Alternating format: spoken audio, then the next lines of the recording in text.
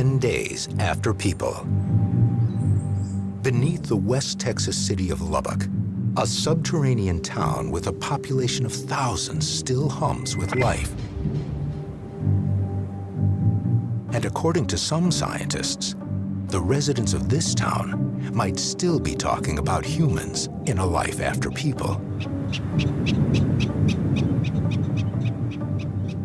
These are prairie dogs, which can dig subterranean complexes as big as the state of Maryland. Prairie dog is not a dog at all. It's a rodent of the squirrel family. So their closest relatives are ground squirrels and marmots and tree squirrels and flying squirrels. Evidence shows they develop their own language with different words to describe different predators, including their most efficient predator, man. Barks and a bobbing motion mean watch out for a predator in this unique language.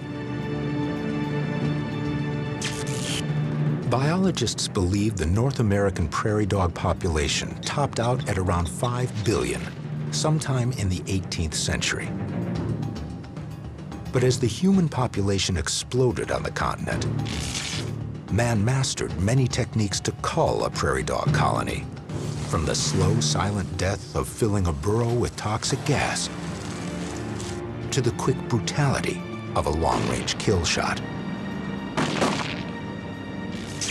By the year 2000, the prairie dog had lost 98% of its former population. Prairie dogs, after people in urban settings like this, will no longer have to worry about shooting. So when they wake up in the morning, they're not going to have to wonder whether somebody's behind that pickup truck trying to pick them off. They also won't have to worry about poisoning. No more bullets, no more gas. With its most deadly predator gone, just how big will this colony get?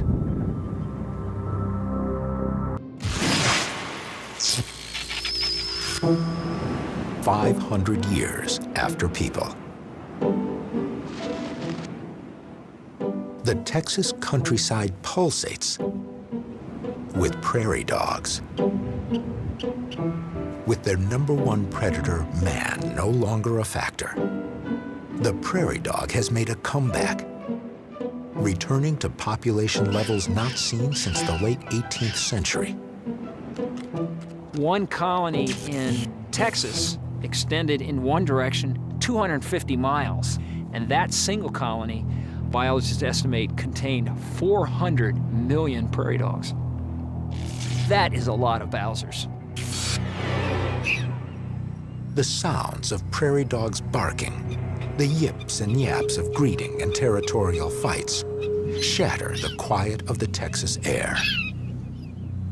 But an old sound has returned, barks of dire warning. That's because a new predator has emerged.